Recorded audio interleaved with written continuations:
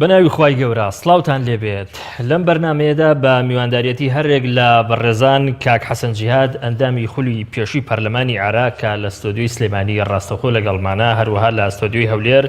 دکتۆر هەڵمەت غەریب مامۆستای زانکۆ قسە دەکەین لەسەر دەستپێشخەری چوار حیزبەکە بۆ دەستپێکردنەوەی گفتوگۆ یاکردنەوەی دەرگای گفتوگۆ لەگەڵ هەرێک لە پارتی دیموکراتی کوردستان و یەکێتی نیشتیمانی کوردستان و هەروەها پرسی یەک ڕێزی کورد لە ئێستادا وەکو زەرورەتی قۆناغەکە بەخێراتنی میوانە بەڕێزەکان زۆر سوپاس هەروەها بەخێراتنی میوانە بەڕێزەکەی شاری هەولێریشم دەکەم کاک حەسەن با لە بەڕێستەوە دەست پێ بکەم لە هەنگاوێکدایە لە دەست پێشخەریەکدا کە بەلای هەندێکەوە وەکو هەندێک کەس وەکو مفاجئە وابوو چوار حیزبەکە کە لە ناو ئیعلامدا بە چوار حیزبە ناڕازیەکە یا تۆڕەکە ناویان دەرکردووە بڕیاریاندا دەرگای گفتوگۆ لەگەڵ هەرێک لە پارتی و لە یەکێتی بکەنەوە پرسیارەکە لێرەدا ئەوەیە چی لە دۆخەکە گۆڕا تاوەکو وەها دەست پێشخەریەک بۆ پارتی و یەکێتی بخەنەڕوو بەڕێ زۆر سپاس دۆخەکە گەر سەیری بکەی ینی مجرڕەدی نەکەی لە هەرێمی کوردستان ناوچەکە سیرکەی هەرێم و بەغا سیرکەی ئەو چەق بەستوی هەرێمی کوردستان بە تایبەتی سیرکەی پێویستی بە دەست پێشخەری هەبووە ئەمجار دەسەڵات بیکا خۆی پێویستە دەسەڵات بیکا ئەمان ناڕازین لە دەسەڵات ناڕازین لە ئەدای دەسەڵات بە تایبەتیش لە دوای انتخاباتەکەوە زۆر قوڵتر بووە ئەو شەرخێکی لە بینی دەسەڵات و لە بینی لایەن ناڕازیەکانە هەیە دەست پێشخەری بۆ گفتوگۆی نیشتیمانی بۆ حێواری نیشتیمانی خۆی لەخوایە هەستکردنە بە مەسوولیت هەستکردنە بە مەسوولیت خۆ تۆ نیە هەست بکەی بەرامبەر یەکێتی و پارتی خەڵکی ڕەنگە بڵێ یەکێتی و پارتی خاوەنی ئەم هەموو کێشە و مەشاکلانە لە کوردستانە و کێشەی دروستکردووە بۆ موچە ژیان ئەوەی بارقورسی بێکاری ئەوانێک کە هەیە خزمەتگوزاری نییە بەڵام تۆ لە هەمان کات لە هەموو دنیا معارەزەش بەشێکە لە سیستەمی حکومڕانی وڵاتەکە با بەشدانە بێت لە سوڵتە هەر بەشێکە لە تەقویم لە ئاراستەکردن لە هەڵسەنگاندن ڕەخنە لێگرتن لە چاکردنی کەم و کورتەکان هیچ سیستەمێکە حکومڕانی بەبێ پرۆسەیەکی گەورە لە سەحافە و لە ئیعلام و لە پەرلەمان و لە مؤسسەی سیاسی و چی ئەوەگەر بێت ئەو ڕەخنەگر و تەوجیه و ئاراستەکردن و ناڕەزایەتیانە نەبن چاک نابێتەوە خۆشی ناناسێ و سوورەتەکەش نازانێ بۆ یعنی وەردیەکە لێکە لە هینەکانی ئاڵێ ناڕازیەکان و ڕخنەگرەکان ڕەوڕەوەی مێژوو بەرەو پێشەوە بن و ئەمە ئەو لایەنە بەڕاستی لەم قۆناغە بەتایبەتی بەرامبەر هێرێمی بەغدا ئەو ئەزمەیە کێسە لە منتەقە هەیە شتێکیان کرد بە هەموو حساباتێک مەسئولانەیە بەرپرسانی ترین لە بەرامبەر ئەم قۆناغی کە ملەتەکەمان پیا تێپەڕێ هەستەکەن بەوەی کە دەبێت دۆخەکە لەمە باشتر بێ ئەم چەق بەستوێ نەمێنێ و تۆ ناشکری هەتا ئەخیر معارەزە لەگەڵ دەسەڵاتە تۆرابن لە سیاسەتە شتیوانیە ئەبێ مشتەرەکات بدۆزیتەوە و بەڕنامەی وا هاوبەش بدۆزیتەوە لە نقطە خلافەکان کەمتر بکەیتەوە وا بکەیت کە نقطەی پێکەوەی و کاری هاوبەش بە تایبەتی ئێستا ڕوو لە بەغان تشکیلاتێک لە عێراق کورد لە ساڵی ڕابردوو زۆر گەڕایە دواوە زۆر شکا پێویستە بۆ بارەی خۆی چاکاتەوە طبعاً ئەمانە گەر ئیسفادە بکەن لە تاقەی قسە و ڕخنە و ئەوانە بەرنامەی چوارلایەنەکە دەسەڵاتی ئیسفادەکە بەڵام کاگێ حەسەن لە دوای دوانزەی ئایار خیتابی ئەم چوار حیزبە ئەوها نەبوو کاتێک کە دەرگای گفتوگویان لەگەڵ پارتی و یەکێتی داخست یعنی بە جۆرە لە جۆرەکان وها دەخوێنرایەوە کە دەستپێکردنەوەی هەر گفتوگویەک پەیوەست بێ بە گەڕانەوەی هەندێک ماف کە ئەم چوار حیزبە پێیان وابوو لایەن ئەم دوو حیزبە لێیان خوراوە ینی اغتساب کراوە زانینەکان مۆزعەکان چۆن بوون ئەم چوارلایەنە بەڕاستی و تۆزێ بچێت دوا وەکو پانۆراما شتێکی مهمیان کرد لە دوای انتخاباتەکە کە غەدریان لێکرا لە کوردستانەوە مفۆڵی انتخابات هەڵ وەشایەوە یان تەجوید کرا لە کوردستانەوە پەرلەمان دانش لە کوردستانەوە قانونەکان دەرکرد بۆ بارەدەکردنەوەی دەنگەکان محکەمەی اتحادی قەراری دا کە دەنگەکان بژمێنەوە خێرلەکە لەکوێ بوو گشت سندوقان بژمێنەوە یان ئەوانەی کە تەعین کرابوون ئەمان نەهێشت ینی پرۆسەکە زۆر بە باشی بڕوا و ئەو چوارلایەنە لە سەرەتاوە لە سەعات یەکەمەوە کە ناڕازیان دەربڕی توانای حەلەکێکی گەورە بکەن و شوێنی گرت و ئەوە لە دوازدە پێنج انتخابات 2010 دەگوترێت پارتی و یەکێتی عاقلانە توانیان ئەم حرەکەتە کە لە سەرەدادا بە فعلی گەورە بووی احتوایکەن یعنی ناتوانێوان احتوایکەن محکمەی اتحادی وەزعی عێراقی لەبەرچاو وەزع شارەکانی عێراقی لەبەرچاو کرد وەرگی کرد ئەگەر بێت و هەموو بژمێرنەوە کێشەی لێ دروست بێتەوە کێشەی گەورەی لێ دروست بێتەوە یان پاڵینا ئەم وەزعیش بڕوا ڕەنگە ئەویان اختیار کرد و ئەوانش مجرد نین لە وەزعی سیاسی عێراق و ناتوانن بەتەنیا بەڕاستی وابیر بکەنەوە وەزع عێراق ئەوە نەهەڵەگرێ بۆیە ئەوە بوو کە ئێستا هەیە زۆر چاکە ئەگەر میوانی هەولێر بتوانم پرسیاری لێ بکەم دکتۆری بەڕێز ئەگەر گوێت لە قسەکانی کاگەی حەسەن بوو بێت بەڕێزی پێی وایە کە ئەم چوار حیزبە ناڕازیە لە منتەڵەقی ئەوەی کە هەست بە مەسئولیەت دەکەن ئەم دەست پێشخەریەیان کردو بۆ پارتی و یەکێتی دەرگای گفتوگۆیان بۆ کردوونەتەوە بابەتەکە لە دیدی بەڕێزت چۆنە یعنی بەڕێزت چۆنی دەبینی؟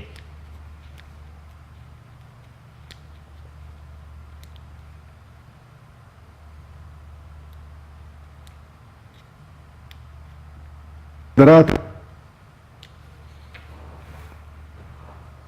زۆر باشە زانم بۆ کۆتاییانان بۆ چەق بەست و سیاسیەکی کوردستانی عێراقی تێگەوتووە بەڵام لە ڕاستیە ینی ئەمە دەستکەوتێک نییە ینی ئەگەر حقیقەت خوێندنەوەیەکی جدی بۆ بکەین غێنە و قەناعەتەی کە ئەمە دەستکەوتێکی زۆر گەورە نییە کە ئەم هێزانە خزبیانە بەردەم یاخود خیارێکی زۆر گەورە نییە خزبێتیانە بەردەم پارتی یەکێتی ڕاستیە پارتی یەکێتی پێشەوان لە ڕێگای اتفاقێکی ترەوە کە من پێم وایە لە اتفاقێکی کۆنکرێتی ترە لە تەنانەت لە اتفاقی استراتیژی نێوانیشیان ئەوان وتیان ئێمە دەرگای گفتوگۆ کراوەیە بەڵام هاتنە پێشەوەی ئەمانیش بۆم داخوازیە و بۆم دەستپێکردنەوەی گفتوگۆکان تەکیدم تەسیری ئیجابیە بێ لەسەر بەرەو پێشووری گفتوگۆکانی پێگەێنانی حکوومەتی ئایندەی عێراق یاخود قەدەر لەریمکان با بڵێن دروستبوونی کۆدەنکێکی سیاسی لە ئێستاە لە ناو ماڵی کوردیە بەداخەوە ئێستا ماڵی کوردی لە بەهۆی ڕووداوەکانی دو ساڵی ڕابردوو تەواو تووشی شێواوی و هەروە پەرتەوازەیی ببوو ئەکرێ هێزە سیاسیانە ئەم چوارلایەنە سوودیان لە تەجروبەی ڕابردوو وەرگرت بێ کە شەڕی بەرەیی لە دژی یەکتری لە بینی پارتی یەکێتی ئەم چوار هێزەیە هیچ ئیستیفادەیشان پێ ناگەێنێت تەنها شەڕی پێکەوەیی یاخودەوەی پێ دەدرێت بەرەی پێکەوە بوون ئەتوانێت دەستکەوتێک بە تایبەتی قەدر لەمکان لە بەغدایە بۆ کورد بەدەست بێنێت چونکە ئێستا بارودۆخی عێراق گۆڕاوە ینی حقیقەتێکی بزانین ئێمە کاچینەوە بۆ بەغدا کورد ئەو کوردەی پاش 2006 و 7 و 8 و 9 تاوەکو 2014 نییە ئێستا گۆڕانکاری گەورە ڕوویداوە لەسەر پێگەی سیاسی هەرێمی کوردستان لە بەغدا و پێگەی هێزە سیاسیەکانی لە بەغدا و پێگەی پێکاتی کوردیش لە ناو عملی سیاسی بەگشتیە پاشە و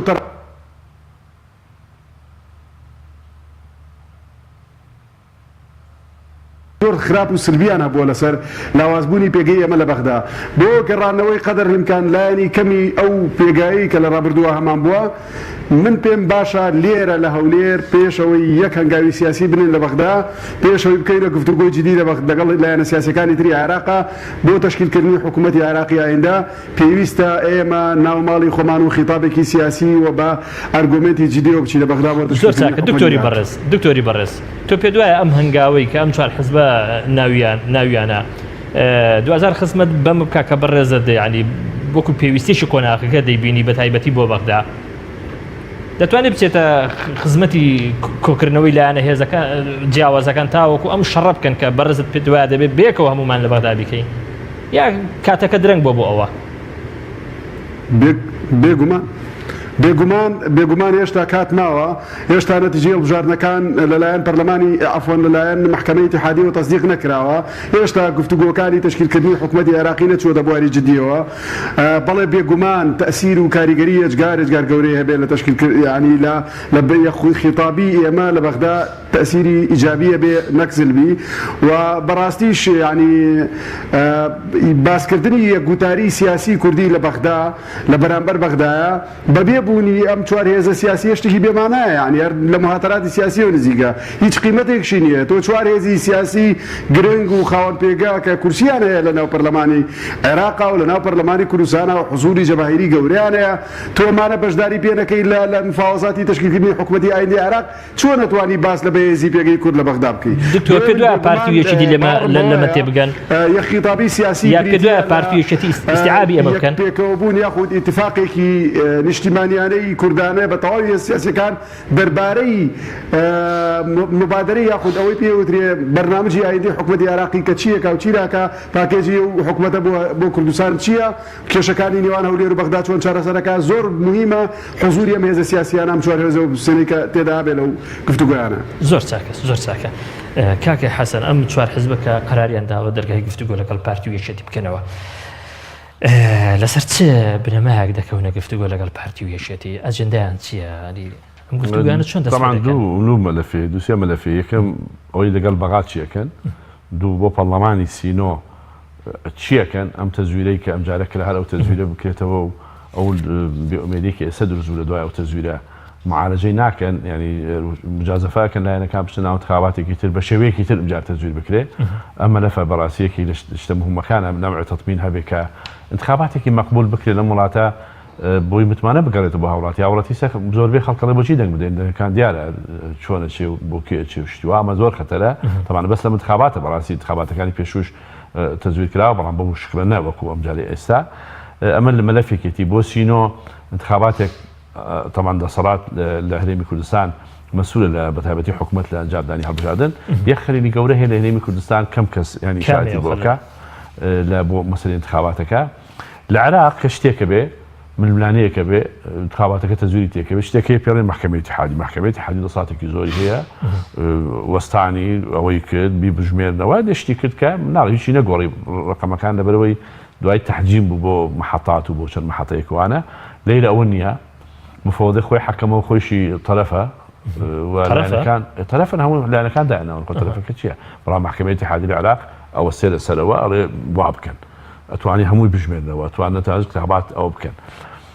ئەمە یەک کە ئەمە لە کوردستان خەدمە دوستورمان نیە ئەوان تەثبیتترن دوستوریان هەیە ئەمە بۆیە ملایەنەکەمان کە قوڵ بێتەوە هەشە و مشکلی گەورە دروستەکە واتە لایەنەکان هەم خۆیان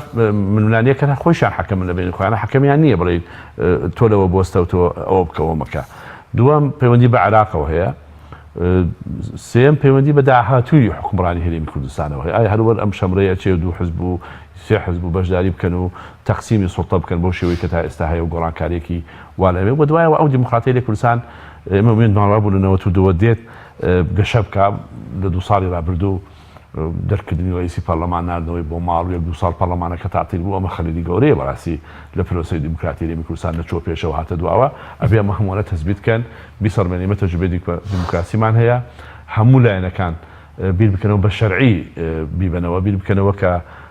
دەنگی خەڵک بێ بۆ بێتە سەر سڵتەنێک بە گزی و فزی و بە تەزویرانە ئەمانە هەمووی پرسیاری هەمومن حەقە مەسئول بنەم لە بەردەمی دووەمیش هەموو لایەنەکان بەشداری بکەن لە ڕسمی سیاسەتی هەرێمی کوردستان لە ئیدارەکردنی ئەم وڵاتە ئەگەر لەناو پەرلەمان معارەزە بن هەر مساهمن ئەگەر لە حکوومەتیش بن هەر مساهم بن مساهمێکی ایجابی وانە بەرەو عێراق وەکو لە سەرتاوە باسم کردم زعما لە عێراق داوازە پێویستیمان بە دەفعێکی تر هەیە بە قووەتێکی تر هەیە بۆیە ئەم دەست پێشخەریەکە ئێستا کراوە خزمەتی ئەو مۆزوعەکە بە نسبەت هەرێمی کوردستان شەڕە چارەسەرکردنی ڕیشەیی کێشەکان کێشەی نەفتە شەفافیەتە تازەنیە کاک حەزان ینی چارەسەرکردنی ڕیشەیی کێشەکان ینی دەمێکە کۆمەڵی هێز داوای دەکەن ینی تا ئێرە ینی ئەوەندەی یەک لە نەکانی ئەمە بابەتێک بوو بۆ سەرێشە ینی هیچی تر نەبوو ینی یەک نوعێک لە یەس هەیە ئەو یەسە بەڕاستی شۆڕ بۆ تۆ بەناو خەڵک شۆڕ بۆ تۆ ناو حزبەکان پیانەوە دیارە کە وڵاتە چاک نابێ ئەوە خەتەرە ئەبێ و یاسە نەمێنێ بەڕاستی ئومێد بدێ بە خەڵک پرۆسی سیاسی هەرێمی کوردستان نوکرانزاتی ئەوێ لە هەموو تەرەفەکان لە پێناوی بەرژەوەندی گشتی بەتایبەتی ئەوە لە دەسەڵاتە بیر لە قۆرەخکاری و هەرمانەوە و ئەو کورسیە بەرنەداوانە ئێرە دەست پێشخەریەکە هەرچەند تازەیە بەڵام ڕەتفعلی پارتی و یەکێتی ینی وەڵامی ئەوان ئەمڕۆ شتێکم بینی من پێوانیە ئەوان تەبان سەب ئیشی بەرەو بەغاوانە زیاتر زاڵە لەگەڵ کێتە حالفەکەی توشتیوە پێ ناچێ ینی بەم پەلەپەلەی نەک بەڵام ڕۆ شتێکی کاکینی فازڵ میرانی بینی ئەڵێ گەر ئەولایانە نەش دەست پێشخەری دەکەن ئێمە خۆمانە چی بۆ ماڵیان دەرگاکانیان دەیت ئەمان لە ڕۆژێکەوە ئەو قسانەکە بەڵام ئێوە دەرگای گفتوگۆتان داخست ئێستا پێشتری ئەمڕۆ هێش بووە نا ئەخر دەرگاکان ئەو کاتە کە ئەوت ئێمە داوای گفتوگۆکەین هیچ شتێکی ڕسمی نەبوو زۆر پرسیار مەکرد هیچ شتێکی ڕسمیان بە هیچ لایەنێک نەوتمان گفتوگۆ بکەین شتێک بوو بۆ ئەعلام هەڵیانەدا ئەوانە بزان بۆ ئەحراجکردنی هیچ شتێکی ڕسمی لا هیچ لایەنێکش نەبووە ئەمە ئێستا ئەمڕۆ ئەوواڵێ دەرگاکەینەوە پێم وایە دوای ئەم جێژن مباشر دیارە تر پێکەوە یەکتری ئەبینن ئالاتێکە دۆزنەوە بە تایبەتی زەرفی دروستکردنی حکوومەت لە بەغدا هەر خۆی وەقعی هەیە لەسەر ئەم لایەنانە بەجیا ئەم چوارلایەنە گفتوگۆکەن جەبهەیەک دروستەکەن بۆ خۆیان لەگەڵ بەغا تەنسیقیان ئەبێ لەگەڵ ئەم دوولایەنەی سیاسی کە لە هەرێمی کوردستان لەسەر شتی گشتی کاتی خۆشی گۆڕان لە بەغا بوو شتی خۆی هەبوو ناو هاوپەیمانی نەبوو شتی هەبوو کۆمەڵ ئاوا پێکەوە بن ڕسمی سیاسەتی عامیان پێکەوە ئەکەن لە شتە عامەکان پێکەوە بن لە شتی حزبایەتی دکتۆری بەڕێز پێ وایە ینی پارتی و یەکێتی زۆر محتەم بن بەو دەست پێشخەریەی ینی ئەم چوار حزبە بە تایبەتی لە دوای ئەوەی کە نەتیجەی ئینتیخاباتی 12 ئایار لە بەرژەوەندی ئەوان ینی یەکلابەوە ینی کە بەشی هەرە گەورەی کێشەی ئەم چوار حزبە لەگەڵ ئەم دوو حزبە پارتی و یەکێتی ڕەنگە لەسەر ئەوە بوو بێ و دیاریشە کە بەغدا تەجاوزی پارتی و یەکێتی ناکە ینی پێ دوای ئێستا ینی زۆر محتەم بن بەم دەست پێشخریە وڵا خۆی من وەک لە سەرەتایشەوە ئاماژەم پێ کرد پارتی وێکێتی خۆیان ئەڵێن ئێمە دەرگای گفتوگۆ بەسەرم لایەنانە داناخین ینی قەدەر الإمکان ئەگەر ئەم قسەیە بۆ یعلامیش بێ ینی شتێکی باشە کە ئەمانە لەگەڵەوەیان کە گفتوگۆ بکرێ بەڵام مشکلەکە چییە کاک شۆڕژگیان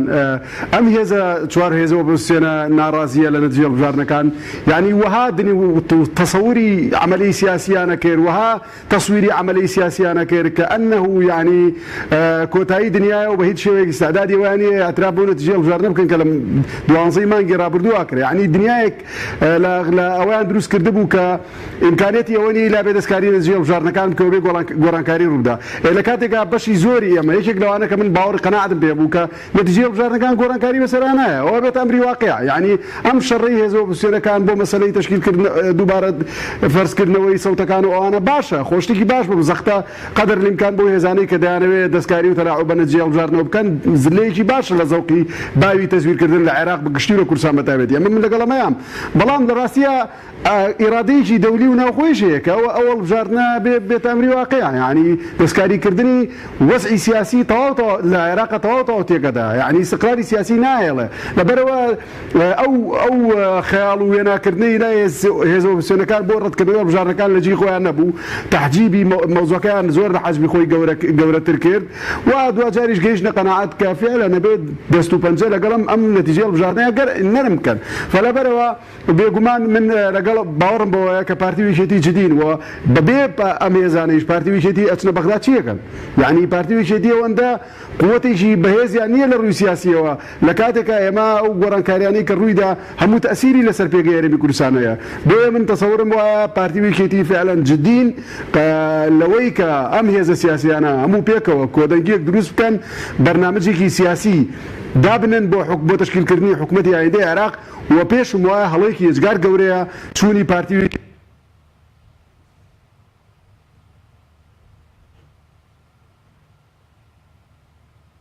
وەکو هەرێمی کوردستان هەمومان پێکەوە هەموو هێزە سیاسیەکان بە یەک بەرنامە بە یەک خیتاب بە یەک مبادرەی سیاسی بچینە بەغدا خەریکی تشکیلکردنی حکوومەت بین نەک ئەوەی کەوا هەر هێزێک بە تەنیا بڕوا چووکە هێز لە ئەوەیە کە هەمومان پێکەوە بین و یەک خیتابمانە بێ نەکەوەی پارتی ویشێتی بە تەنیا بچین مفاوزاتەکانەوە پێگومانم 100% کە ئەو دەستکەوتانەی لە ڕابردووە هەمان بوو ناتوانن بەدەستی بێنن زۆر باشە پارتی ویشێتی لە بەغدا یان لە گەڕانەوەی ئێستایاندا بۆ بەغدا وەکو جاران ناتوانن بەهێزەوە بگەڕێنەوە ئێستا لە پێگەیشی لاوازتردان ئەگەر لە هەرێمی کوردستان بە بەراورد بە چوار هێزەکە هێشتا هەر بەهێز بن بەڵام لە دەرەوەی هەرێمی کوردستان لاوازن چۆن دەتوانن ئەوە تەوزیفکەن بۆ خۆتانیانی مەسەلەی تەوزیفەکەی تۆ مەسلحەتی نیشتمانیەکە چی بۆ کورد دەکرێت لەوە کۆ بنەوە هەمومان ئەگە بزانی تۆ حقوقی خودت پێشێ دەکرێت ئێمە نمونەیەک باسەکە ئێمە چوون بۆ بەغاوردی هاوبەشی گۆڕان و هاوپەیمانی و کۆمەڵ بەڕاستی هەر تەوجیهوا بوو کە ئێمە زۆر پێدابگی لەسەر حقوقی دستوری هەرێمی کوردستان زۆر بە سەراحەتیش بەرەخنا قسەمان کرد کە ئێوە دوای 16 ئۆکتۆبەر یەکسەر خطابی ئەعلامیتان حتا ڕئیسی وزەرا شمال عێراق و قسانەیەک وەکو هەرێمی کوردستان نەمابێت ئێستش بە هەمان نەفەس ئێمە حقوق هەرێمی کوردستان کیانی هەرێمی کوردستانە بێ پارێزراوە بێ حقوق هەرێمی کوردستان و یعنی کێشەکانی خۆتان لەگەڵ پارتی ویشێتی نابن بۆ نا تۆ کێشەکان یەکەم یەکێتی و پارتیش بۆ معلوماتت ئەم جارەکە ئەمەڕێن زعیفین من خۆم ڕێیم وایە ئەم جارە تشکیلی حکوومەتی عێراقی ڕنگدانەوەی معارەزەی عێراقی ڕنگدانەوەی ناڕەزایەتەکانی شارەکانی جنوب و وەسەتی عێراق لە بەغا تا بەسرا ڕوحی تشکیلی حکوومەتەکە بێ محاسەسە وەک جاران ئەمە بۆ تۆوەتی چی ئەکرێ بۆ ئەو شارانە خزمەت گوزاریان زۆر لاوازە ژیانیان زۆر خراپە بۆیە ئەولانە سیاسیاتنی عێراق هەندێک خەڵکەڵین ئەم حکوومەتە تشکیل بێگەر ئەو لەبەر چاو نەگری حکوومەتێکی هەشە بێ ساڵێک نابە ئەڕوخێ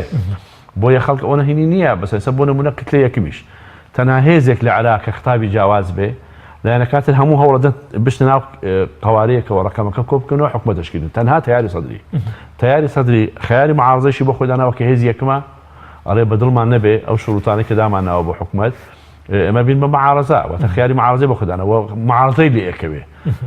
اسلوبی ئیشکردنیان معارزەیان لێکەوێ و معارزەیش مهمە هەموو نێچێتەنا حکوومەتەکە و معارزە بن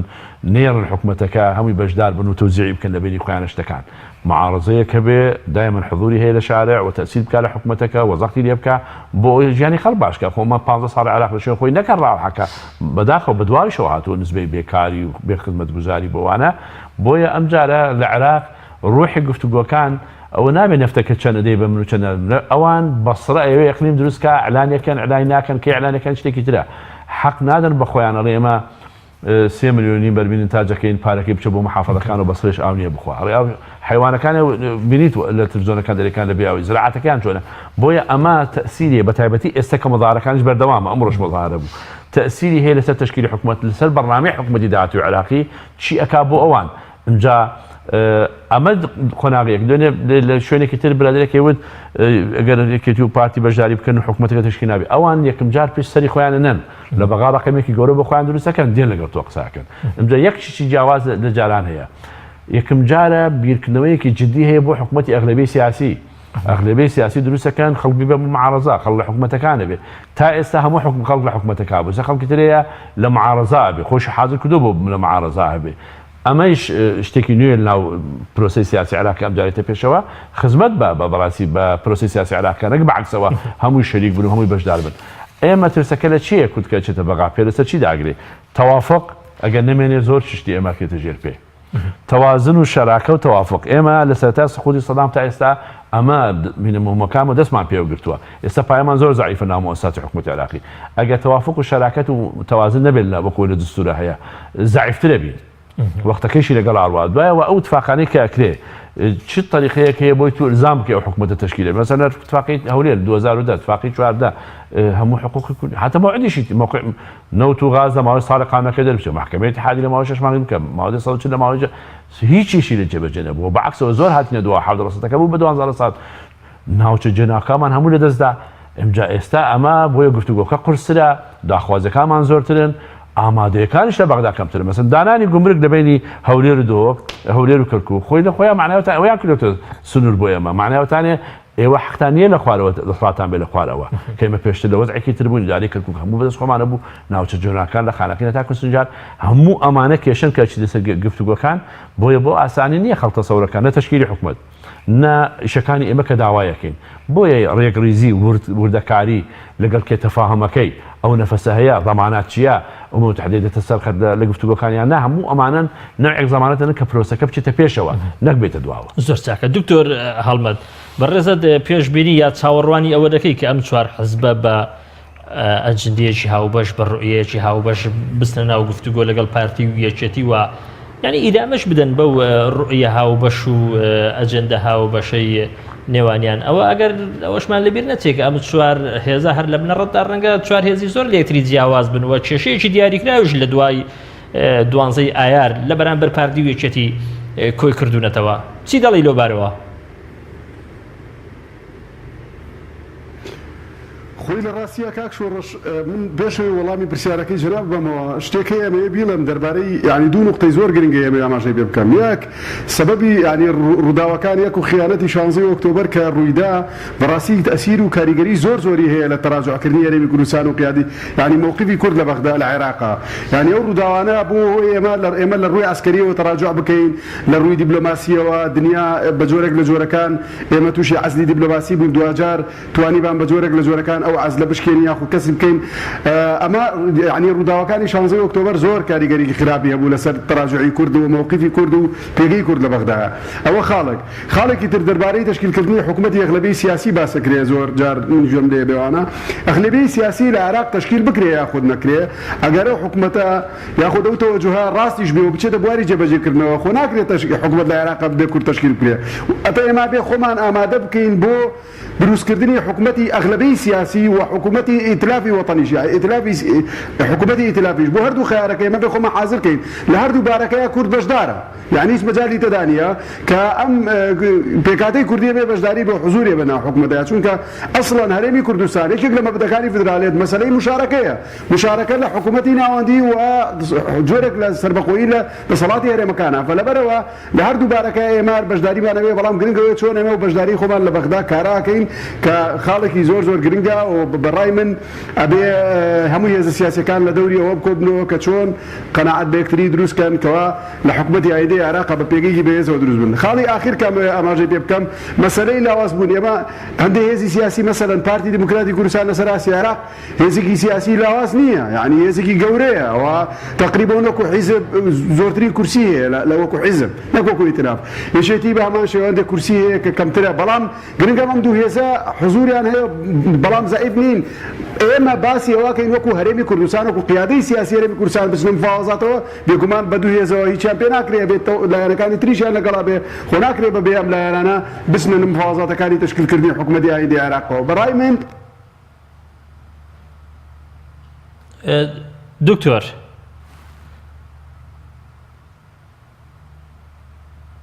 ئامادە بکە بچنە بەغدا دەربارەی پرسیارەکەی جەنابش کاک شۆڕش یعنی نە پارتی دەیەوێ گۆڕە بزودنەوەی گۆڕان وەکو پارتی بێ و نە یەکێتی دەیە کۆمەڵی ئیسلامی وەکو یەکێتی بێ ئەم هێزانە بە تەبیعەتی حاڵ هێزی لێک جیاوازن خاوەنی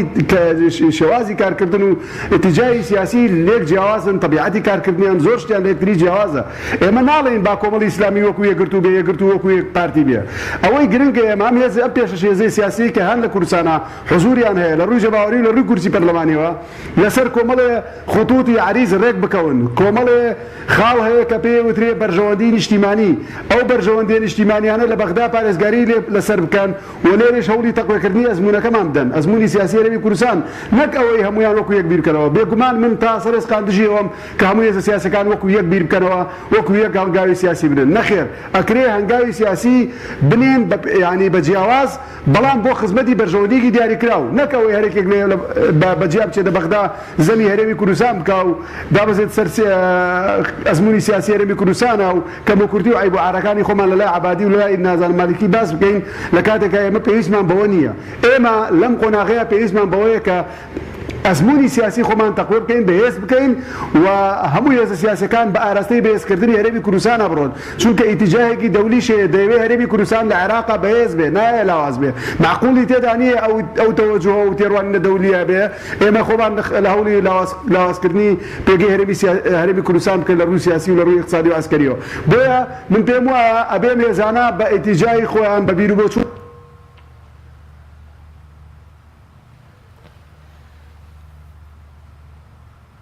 بێ لەسەری ڕێککەون مەسەلەی ئاساییکردنەوەی ناوچە کێشە لە سەرەکانە مەسەلەی وەدەرنانی سوپای عێراق و بارە عسکەریەیە کە لە کەرکووک و خانەقین و ناوچەکانی تر هەیە ئەبێ و بارە کۆتایی پێبێ کۆمەڵە مەسەلەی خلافاتی هەرێمی کوردستانە لەسەر بوجە و نەوت و ئیلا ئاخری ئەمانە پێویستە هەمومان پێکەوە بە یەک دەنگ لە دەوری یەک پاکێج و یەک خیتابی سیاسی و یەک بەرنامە لەگەڵ حکوومەتی عێراقیە حزوریانە بێ بەڵام بە چۆ شێوازێکە گەن بەم ڕێکەوتنەوە ئەم بابەتە شتێکی زۆر ئاساییە کە هەر هێزێکی سیاسی لەمانە بە پێچوانی یەکتری ئەنگاو بنێ زۆر چاکە کاک حەسەن لە ڕابردوودا بەردەوام پارتویشتی بۆ تۆمەت بەردەکران کە لە بەغدایە لە چوونیان بۆ بەغدا و پێکهێنانی حکوومەت و گەڵی سیاسی بە شێوێکی گشتی زۆر مهتەم نەبوون بەوەی کە بە یەک هەڵوێستی کۆری یەک ڕێزی کۆرن ناو دەبرێت دواتر ئەوەی خۆیان پێیان باش بوو ئەوەیان کردو ئەمە قسەی یعنی کۆمەڵە هێزوە لە ڕابردوودا لە بەرامبەری پارتی و یەکێتی لە ئێستادا ینی تەسەوڕەکەی یەکێتی و پارتی بەم شێوەیە ینی ئیدامە بدەن بەگەمی سیاسی لانی کەم لە بەغدا و ینی من پێم وایە دۆخی ئێستا نادیدە بگرن و دەست پێشخەرێکی ئێوەش ینی حسابی بۆ نەکەن پێم وایە لە ئەجندەی هەردووکیانە خلافی قوڵ هەیە هەموو جارێکە لە ماوەی باسەکەنەوە جار لەسەر ڕێز جمهوریە خلافیانێ بەڵام ڕێک دەکەون 2010 لەسەر کەرکووک خلافی جەوهریان ڕێک دەکەون 2000 لە ڕابردوودا بینی ومانە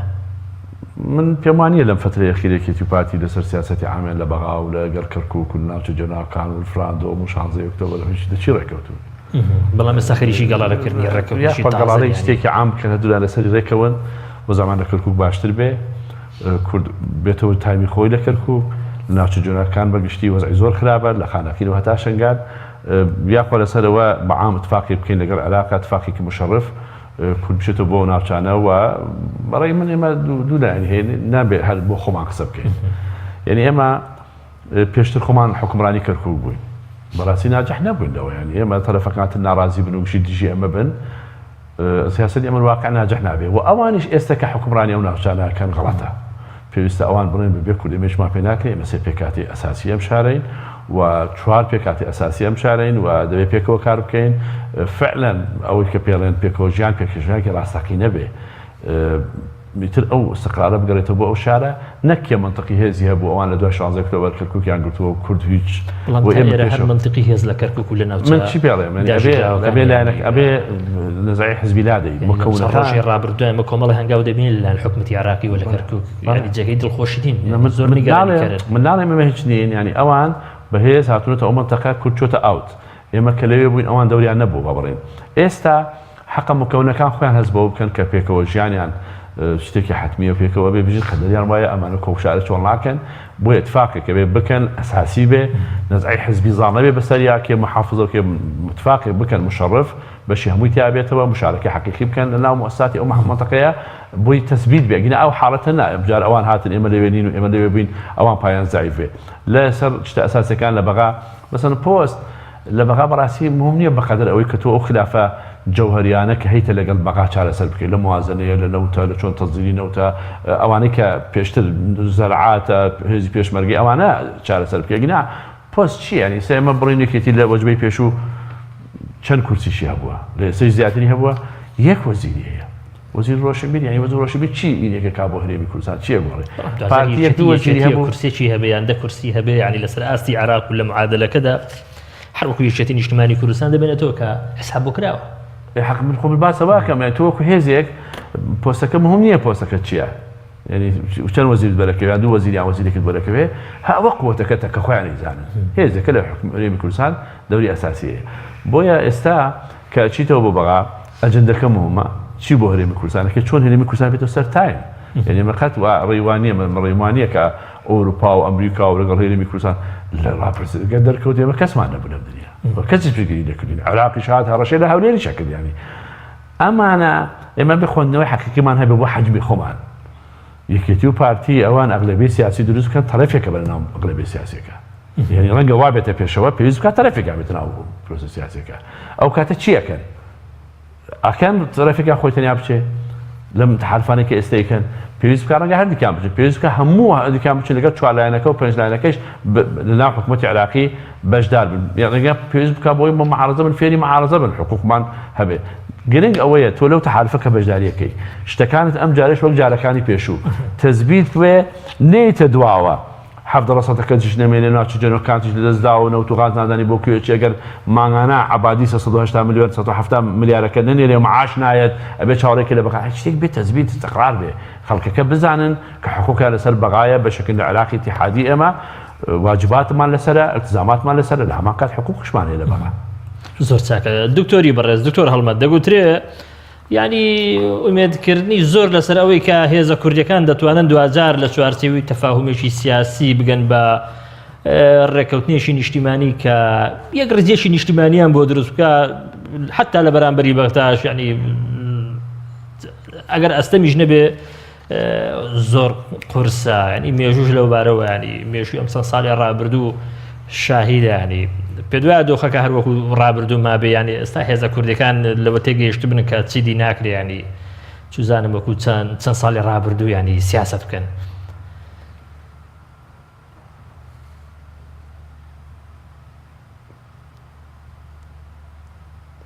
کوردستان کە کوردستانیان تا لێواری چەقبەستووی یاخود تا لێواری کەوتن و جۆرێک لە چەقبەستووی بەهێزی سیاسیانە وڵاتە توش کرد واز لەم فکر و بێر و بیرۆچوون بیر بۆچوون و تەسەوراتە بێنن بە حکومڕانی و سیاستکردن بەڵام لە ڕاستیە وەکو هەڵمەت من باوەڕم بەوە نییە خلافی نێوان هێزە سیاسیەکانەوەندە قوڵ بێ یعنی خلافی هێزە سیاسیەکانی کوردستان لەگەڵ ڕێزما لەسەر مەسەلەی دەسەڵاتە لەسەرەوەی کە کامیان پشکی شێر و پشکی گەورەی لە دەسەڵات و لە کورسی حکومڕانی وڵاتە بەدەست بکەیە یعنی خلافەتەکانیان خلافێکی جەوهەری نییە بەڕاستی یعنی ڕاستە ئەمانە تەسەوراتی مەسەلەن مێزەوە حسێنان لە ڕابردووە ڕەخنیان لە حکوومەت گرتووە لە شێوازی ئیدارەکردن بەڵام خۆخۆشیان هاتە ناو دەسەڵاتەوە بینیمان کەچی ڕوویدا یعنی گۆڕانکاریەکی هەوتووە ڕووی نەداوە بۆیە من تەسەورم وایە خلافەتەکانەوە زۆر نین یعنی خلافی نێوان گۆڕان و پارتی لەسەر مەسەلەی دەسەڵاتە خلافی نێوان کۆمەڵی ئیسلامی و پارتی و یەکێتی لەسەر مەسەلەی دەسەڵات و شێوازی حکومڕانیە ئێمە ئەتوانێت تەفاومی لەسەر بکەین بۆچی ناتوانێت یعنی هێزی گەورەی عالمی ینی بۆچی ترامپ و ڕئیسی کۆرەی شیمالی دانیشن بۆ یەکلایکردنەوەی کێشەکانی نێوانان و بە ئاسانی بیر لە چارەسەرکردنەکەنەوە بەڵام ناتوانن پارتی و کۆمەڵ پارتی و یەکێتی گۆڕان و کۆمەڵ دکتۆری بەڕێز پرسیارەکە هەر ئەمەیە یعنی لە کاتێکدا کێشەکانمان زۆر کێشەی جەوهەری نین و بە بەراورد لەگەڵ ئەو کێشانی کە لە شوێنەکانی تر هەیە ینی کێشەی زۆر سادەن کەچی ئەمە ناتوانین وەکو ئەوان بگەین بە چارەسەری بنەڕەتی پرسیارەکە لێرەدا ئەمەیە ینی تۆ سەیری تورکیا بکە هەموو هێزەکان یا بەشی زۆری هێزەکان حتا ئەوانەی کە نەیاری گەورەی ئەردۆگانیشن لە مەسلەی دابەزیدی بەهای لیرەی تورکی لە بەرامبەر دۆلاری ئەمریکی چۆن بوونە ینی پاڵپشت و پشتیوانی ئەردۆگان بۆ ڕوبەڕووبوونەوەی ئەمریکا ینی بۆ ئێمە ناتوانین ئەمە بکەین ینی پرسیارەکە ئەمەیە يعني أو زور واضحة يعني ما إمكان براسي من سيشلم يعني إمكانياتي جيشتن بالركوتني سياسي وجيشتن بكمالة لسر ركوتن لسر كمالة مبادئ جرينجي اجتماعي لبيني ميز سياسي أنا مستحيل نية يعني قرصيش نية براسي يعني تو نتواني لسر كمالة برجوندين اجتماعي كوب بي لسر أو كوب بي كواتشون روبروية وتحديات نبي تو كلا بغداد راسه تكريه روبروية ومقيران ومشاكلانين أو خوب بي تو روبروي خەمی چارەسەرکردنی قەیرانی هاوڵات قەیرانەکانی کوردستان بی و خەمی هاوڵاتیانی هەرێمی کوردستان دەبێت یعنی تۆ بۆچی سیاسەتەکەی ئەسڵەن یعنی سیاسەتکردن لە پێناوی چییە سیاسەت بریتیە لە خەمی گشتی بریتیە لە خزمەتی گشتی یعنی تۆ نەتوانی لەسەرەوە ئەم هێزانە ڕێککەون کە چۆن بارودۆخی کوردستان چاک بکەن چۆن خزمەت گوزارەکان بگەڕێنەوە ئاستێکی پێویست چۆن ڕوبەڕووی تەحەدیاتەکانی بەغدا و دووەلی ئیقلیمی مجاور بنەوە ئەیتر ئەم هێزانە بۆچی سیاسەتەکەن بەڕاستی ئەگەر هەر تەنها لە پێناوەوە بێ کە کورسی دەسەڵات بگرنە دەست شەڕ بۆ بکەن کە پلە و پۆست بەدەست بێنن یعنی ئێمە پێویستمان بەم هەموو جۆرە ئەم هەموو هێزە سیاسیە بۆیە بەڕاستی ئەبێ ئەم هێزە سیاسیانە خلافاتەکانیان هەموو پێکەوە کۆ بکەنەوە بۆ خزمەتکردن بۆ چاکردنی بارودۆخی و گوزەرانی خەڵکی کوردستان و بەهێزکردنی ئەزمموی سیاسی هەرێمی کوردستان چونکە تا ئێستایش عەقڵێتێک لە بەغدایە هەیە لە عێراقا هەیە کە تەقەبولی ئەوە ناکە هەرێمی کوردستانێکی بەهێزە بێ بۆ ئەم هێزە سیاسیانە لەسەرەوە ڕێک ناکەون کە پێگەی هەرێمی کوردستان بەهێز بکەن چونکە هەمویان پێکەوە لە ناو کەشتیەکان ئەگەر خوا نەخواستە ئەو کەشتیە نقم ببێ هەر هەمومان تیاچین یعنی دەستکەوتی چی ئەگەر ئەزمموی سیاسی کوردستان تێک بچێ کۆمەڵی ئیسلامی چی قازاجێک بکە بزودنەوەی گۆڕان چی قازاجێک بکە چی یعنی ئەگەر زەعیف بین پێگەمان لە بەغداد لاواز بێ ئایا کۆمەڵ پێگەی بەهێزە بێ بێگومان نەخێر هەرێمی کوردستان وەکو کیانێکی دەستوری لە چوارچێوەی عێراقا لاوازە بێ بۆیە بەڕاستی من تەمەناکەم ئەم هێزە سیاسیانە بۆ بەرژەوەندی نیشتیمانی بۆ خزمەتکردنی هاوڵاتیان بۆ ئەوەی ئێمە کیانەکەمان پارێزراو بێ و احتفاظ بۆ حقوقە دەستوریانە بکەین کە لە دەستوری 2005 عێراقا هاتووە پێویستە بەڕاستی لە بەرامبەر یەکتریا جۆرێک لە تەنازول و تەنازولیش عیب نییە ئێمە بۆ یەکتری بکەین باشترە لەوەی کە بە زۆر تەنازولمان پێ بکرێت لە بەردەم نایارەکانمانە یاخود لە بەرامبەر دوشمنەکانمانە بۆیە بەڕاستی زۆر گرنگە و بە زەحمەتی نابینم و مستەحیلیش نییە ئەم هێزانە لەسەر کۆمەڵی خطوطی عریضی نیشتیمانی ڕێککەون بە هەمویان هەوڵی بەدیهێنانی بدەن و هیچ یەکێکیان ئامادە نەبن تەنازول بکەن نەک یعنی بەڕاستی لە ڕابردوو هەندێک حرەکاتی ئینفرادی هەبوو نەوەی نوێ و هاوپەیمانی و یەکگرت و کۆمەڵ و ئەوانە چوون بۆ بەغدا لە باش ڕۆژاوەکانی 16 ئۆکتۆبەر پێویستە بەڕاستی ئەو عەقڵێتە بەجێ بێڵین ئەو بیرکردنەوە سیاسە بەجێ بێ بەڵام پارتی یەکێتیش چوون دکتۆری بەڕێز بۆ بەغدا بەجیاش ینی ناوی بێتەوە ینی دکتۆری بەڕێز پارتی یەکێتیش هەر دوای 16 ئۆکتۆبەر بەتەنیا چوون بۆ بەغدا اینجا من ڕخنەکەی من خۆ تەنها بەس لە کۆمەڵی ئیسلامی نیە، یەکێک لەوانە کە من ڕخنەم لێ کردووە مەسەلەی چوونی وەفدی حیزبی پارتی یەکێتیە بەتەنیا ئەویش هەڵەیە. ئێمە هەرێمی کوردستان ڕوبەڕووی کێشەیەکی گەورە بووەتەوە، لەناو مەزەقێکی گەورەیە، ڕوبەڕووی عەزلێکی دیپلۆماسی بووینەتەوە.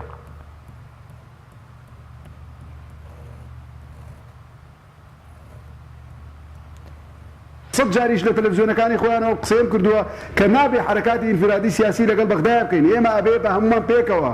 هەرێمی کوردستان بە تەنها بە پارتی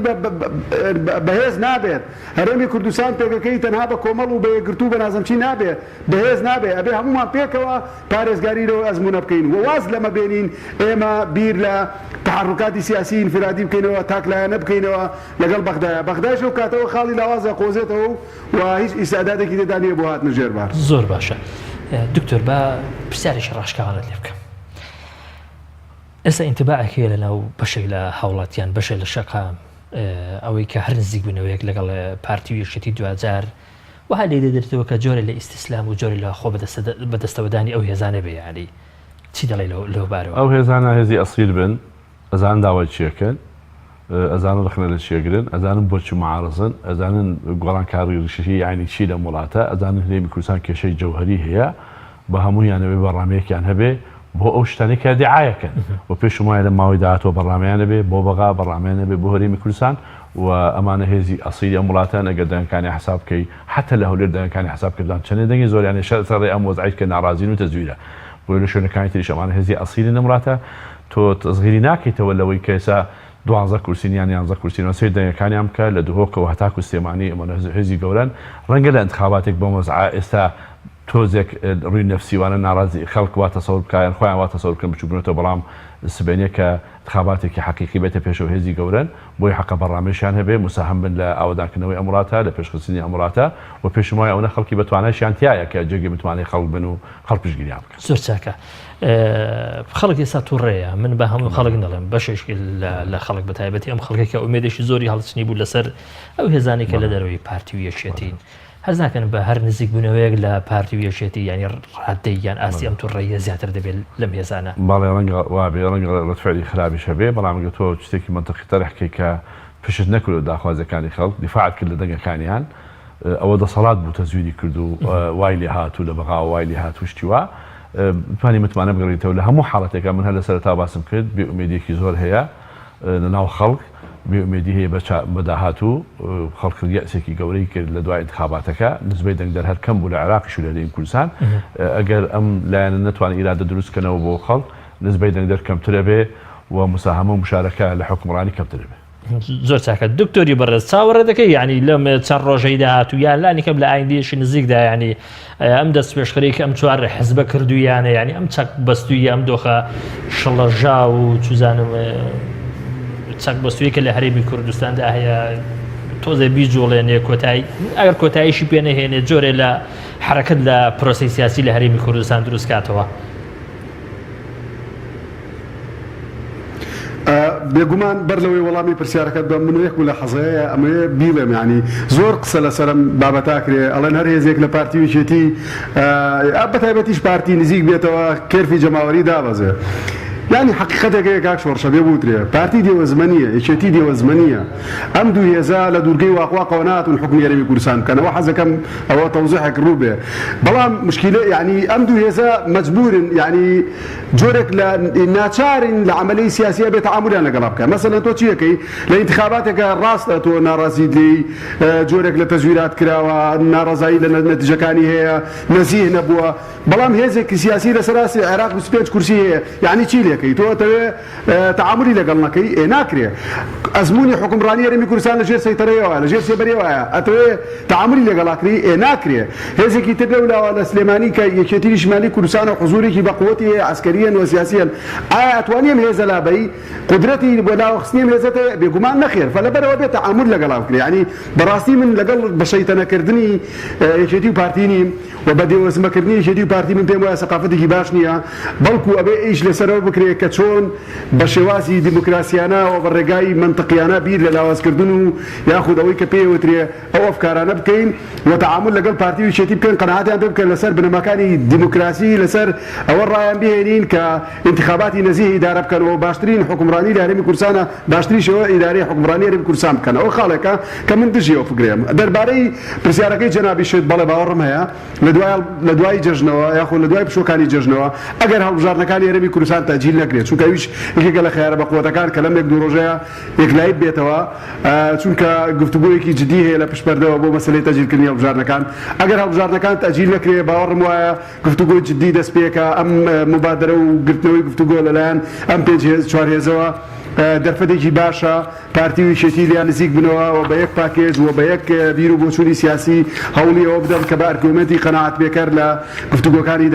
تشکیلکردنی حکوومەتی ئایندەی عێراق بەشداری بکەن و ئەگەریش هەڵبژاردنەکان تەجیل بکرێ تەسەورەکەم جۆرێک لە نزیک بوونەوەکە خێراتر ڕوەدا چونکە هەندێک مەتاڵبی تری ئەم هێزە سیاسیانیش هەیە ئەڵەن بارودۆخی کوردستانی هێننەوە نیە کۆمەڵی ئیشکالیات و بەڕات هەیە دەربارەی تەجیل بوون ئەگەر تەجیل بکرێ هەڵبژاردنەکان بێگومان ئەو کاتانە هێزانە باشتر جدیدتر دێنە گفتوگۆکانەوە بەڵام ئەگەر تەجیل نەکرێت جۆرێک لە ترسیان هەیە جۆرێک لە ترس هەیە لەلایەن هێزە سیاسیانە کە هەڵبژاردنەکانی داهاتووی کوردستان لە سینۆ تەزویری تێدا بکرێەوە نەزیه نەبێ بۆیە بە حەزەرن لە نزیک بوونەوە لە پارتی ویشێتی لە هەردوو بارەکەیە من باوەڕم هەیە گفتوگۆکان گفتوگۆی جدیە بن و ئەم مبادرەی یاخود ئەم کردەوەی گفتوگۆی دەرگای گفتوگۆی لەلایەن ئەم چوار هێزەوە هاوکارێکی باشی پارتی ویشێتیە بێ کە بە جدی دەست بە گفتوگۆ بکە خلافاتەکان زۆر چاکە دکتۆری بەڕێز کاتم لەسەر کۆمەڵی خطوطی نیشتیمانی یاخود خطوطی عریضی نیشتیمانی ڕێککەوت زۆر چاکە زۆر سپاس دەکەم با دوا قسە بدەم بە ڕێزیشت چی بۆ خەڵکە دەڵێکی هێشتا ینی ئومێدیان هەیە بەم چوار حیزبە بەتایبەتی کەم چوار حیزبە لەسەر بەندی دەستپێکردنی گفتوگوی ڕاستەوخۆن لەگەڵ پارتی ویشێتی من هەر ئومێدم وایە کە خەڵک ئومێدی هەبێ ئەگەر ئومێدی هەبێ و کارە ساتە ئومێدی هەبێ و گۆڕانکاری ئومێدی هەبێ کە داهاتوو باشتر ئەبێ و ئەم لایەنە نەسپەراسی دەبێ پشگیریان بکەن داخوازی ڕەوای ئەوان هەڵەگرن و توان تابیریان لێ بکەن زۆر چاکە زۆر سپاس دەکەم زۆر بەڕێز کاک حەسەن جیهاد ئەندامی خولی پێشووی پەرلەمانی عێراق زۆر سپاس دەکەم هەروەها زۆر سپاسی میوانە زۆر بەڕێزەکەی شاری هەولێری پایتەختیشم زۆر بەڕێز دکتۆر هەڵمەت غەریب دەکەم مامۆستای زانکۆ زۆر سپاس بەڕێزم کە تۆش لە هەولێری پایتەخت لەگەڵم بوو ڕاستەوخۆ بینارانی بەڕێز تا لە هەفتەی داهاتوو پێتان دەگەمەوە هەموو لایەک بەخوای گەورە دەسپێرم خواتان لەگەڵ